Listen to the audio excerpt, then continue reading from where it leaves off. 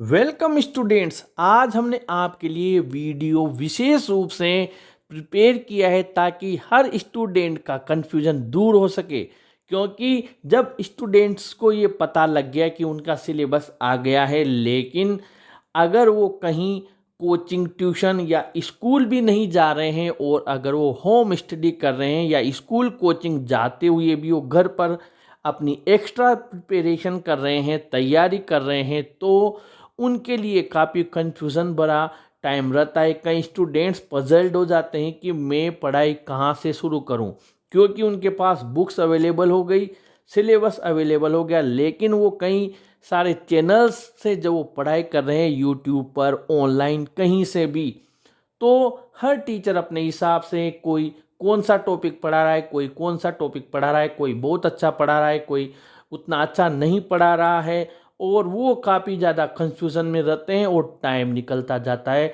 Subjects का जो matter है बिल्कुल नया है और अपनी तरफ से हम उसमें समझने में बिल्कुल भी सफल नहीं हो पा रहे हैं। इसी स्थिति में हमारे मार्क्स कम होने की संभावना है।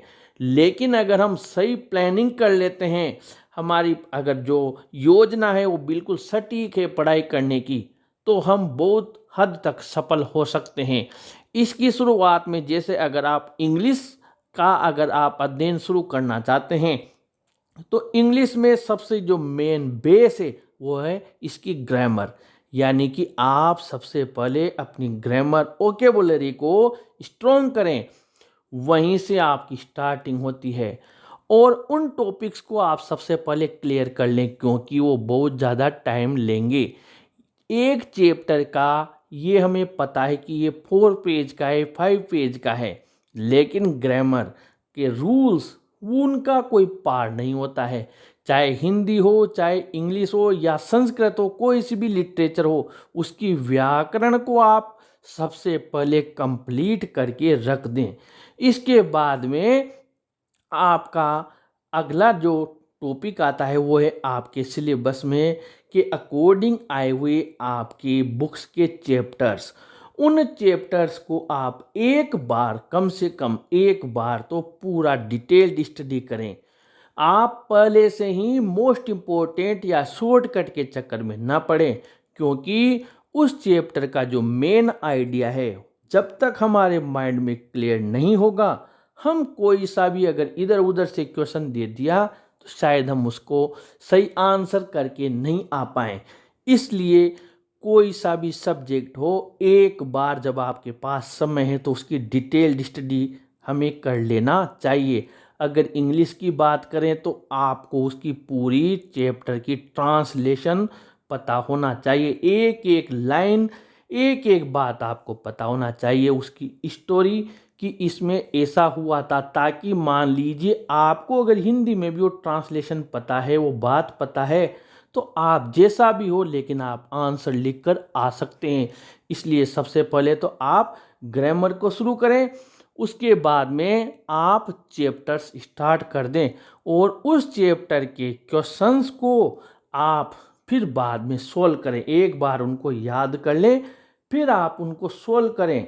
और सबसे बढ़िया टीचर आप स्वयं होंगे आपकी, क्योंकि वो जो टेस्ट आप दे रहे हो पूरी ऑनेस्टी से, ईमानदारी से दें, और फिर बाद में आपके नोट्स से उनका मिलान करें कि आपके आंसर्स कितने सही हैं, कहाँ आपसे गलतियाँ हुई हैं। और आपके जो भी डाउट्स है, तो उन डाउट्स को आप जिस भी टीचर से पढ़ रहे हैं, चाहे आप कहीं कोचिंग ट्यूशन जाकर, स्कूल जाकर, अगर आप ऑनलाइन यूट्यूब से कहीं से भी पढ़ रहे हैं, तो प्लीज़ आप अपनी क्वेरीज को अपने मन में न रखें, बल्कि उस टीचर से आप ज़रूर पूछें कि ये चीज़ है, ये मेरे डाउट्स है, ये क्लियर नहीं हो रहे हैं। और वो टीचर अगर आपको सही से रिप्लाई देता है तो शायद आप उस टीचर के साथ कंटिन्यू रख सकते हैं। ये बात अवश्य ध्यान में रखें, टीचर कितने भी आपके चैनल्स हों, लेकिन आप एक टीचर के साथ चलें, क्योंकि उसके सिलेबस को आप फॉलो करेंगे तो आप उसके अकॉर्डिंग जैसे वो चल रहा है, आपकी जो स्टडी हो कंटिन्यू रहती जाएगी और पूरा कोर्स हो जाएगा। अगर हम 5 टीचर से पढ़ रहे हैं, एक टीचर क्या पढ़ा रहा है, दूसरा क्या पढ़ा रहा है, तीसरा क्या पढ़ा रहा है, और हम कंफ्यूज हो जाएंगे। हाँ, ये बात ज़रूर है, अगर कोई टॉपिक वो जो टीचर है जिससे आप पढ़ रहे हैं उसने क्लियर नहीं किया है, तो आप गूगल पर, यूट्यूब पर वो पर्टिकुलर टॉपिक अलग से भी सर्च कर सकते हैं और उसको समझ सकते हैं। चैप्टर्स के बाद में आपका कंपोजिशन पार्ट आता है, राइटिंग पार्ट आता है, आप उसे अच्छे से समझें क्योंकि वो भी बहुत ज़रूरी है। और जो अदर सब्जेक्ट्स हैं उन सब्जेक्ट्स के बेस आपको क्लियर होना चाहिए। जो भी है साइंस है तो आपके पूरे जो भी उससे संबंधित जो भी टॉपिक्स हैं वो पूरी तरह से, जो भी फंडामेंटल्स हैं, जो मुख्य बिंदु हैं वो क्लियर होना चाहिए। और जब आपको एक रास्ता मिल जाएगा कि हाँ मुझे इस पॉइंट से पढ़ाई शुरू कर देनी है, फिर आप अपना डिसीजन चेंज ना करें, उस पॉइंट से शुरू हो जाएं।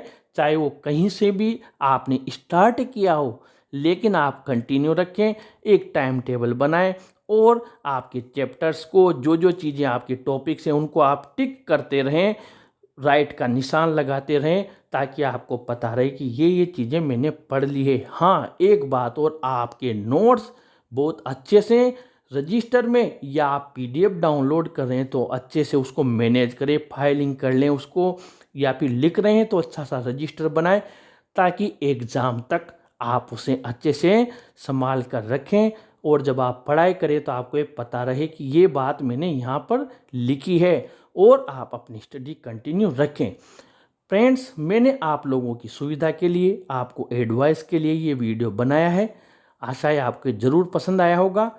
अगर आपको ये वीडियो अच्छा लगा हो तो अपने इस वीडियो को ज़रूर लाइक शेयर करें, अपने फ्रेंड्स को भी शेयर करें और इस चैनल को भी सब्सक्राइब करें। Thank you.